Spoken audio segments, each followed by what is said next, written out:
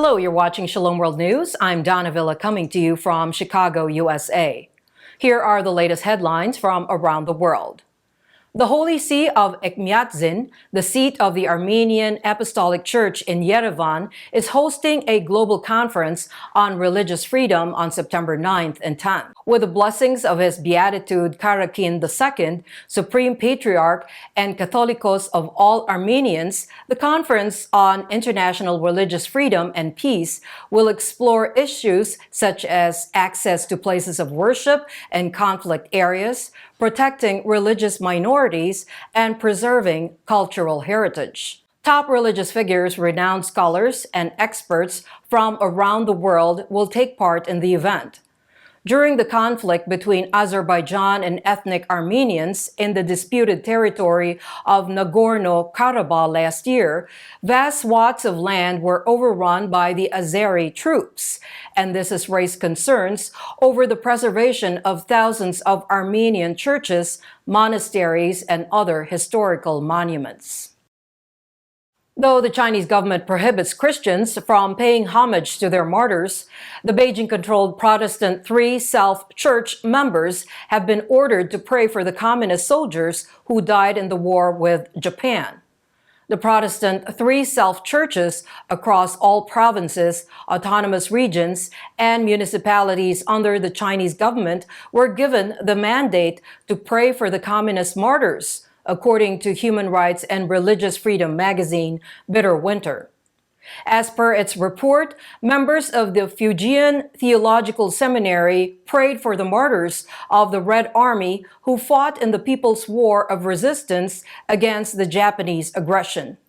Marking the 76th anniversary of the Chinese victory, they were told to have prayer services that include a prayer to Jesus, the King of Peace, for the peaceful reunification of Taiwan with mainland China.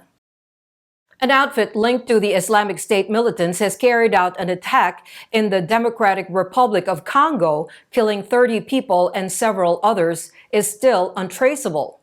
The attack was carried out by the Central African province of the Islamic State on a convoy of vehicles on September 1st around 10 a.m. local time in Ofayi.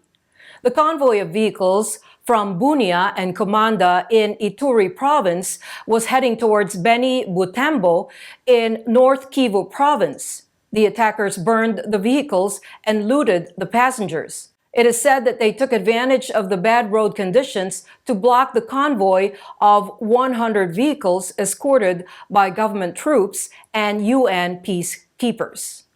The local unit of the Islamic State was born from the Allied Democratic Forces, which is a rebel outfit of Ugandan origin, carrying out attacks in the east of the country. The parent company of the now-defunct pro-democracy Apple Daily of Hong Kong, owned by Catholic millionaire and philanthropist Jimmy Lai, is liquidating its assets to pay employees. Next Digital, the last non-People's Republic of China news and media company, has announced that its board members would resign as its shares had been banned from trading since June and its bank accounts were frozen. It has also been banned from buying ink and keeping the power supply on.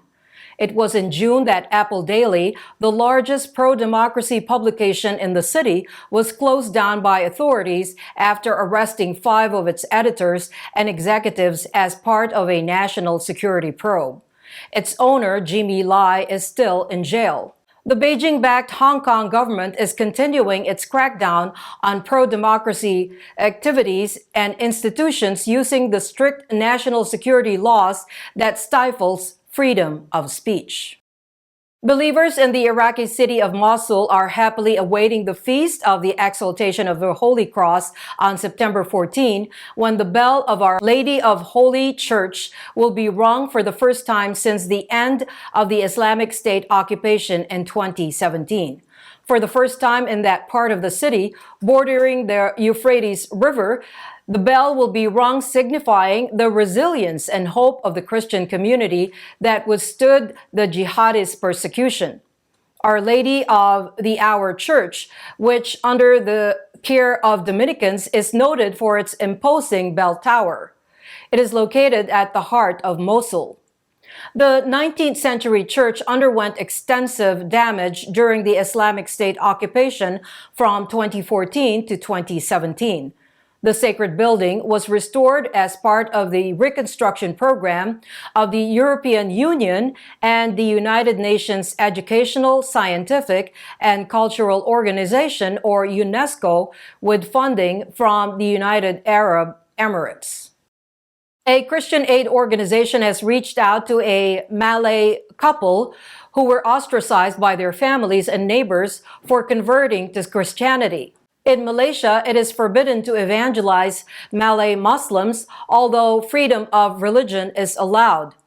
The International Christian Concern is helping the couple who accepted Christianity 4 years ago.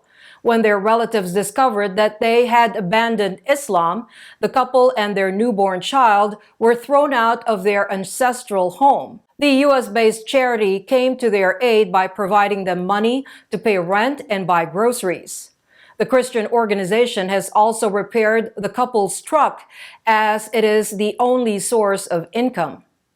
Malaysia ranks 46th on the Open Doors World Watch list of top 50 nations where Christians face oppression or persecution.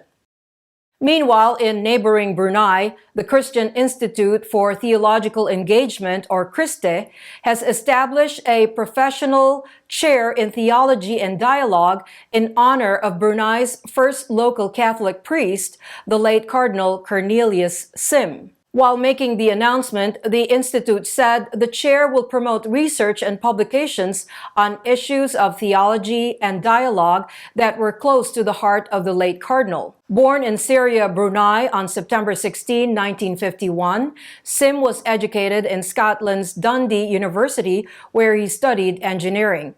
He was ordained on November 26, 1989, becoming the first native priest. Father Sim was appointed the first Apostolic Vicar of Brunei on October 20, 2004, and he was consecrated in January the following year. Pope Francis elevated him to the Sacred College of Cardinals on October 25th of 2020.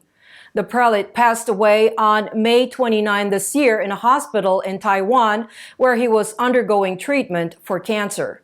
We extend our sincere condolences. And those are your latest headlines. Do join us tomorrow. In the meantime, you can visit swnews.org for more updates. Shalom.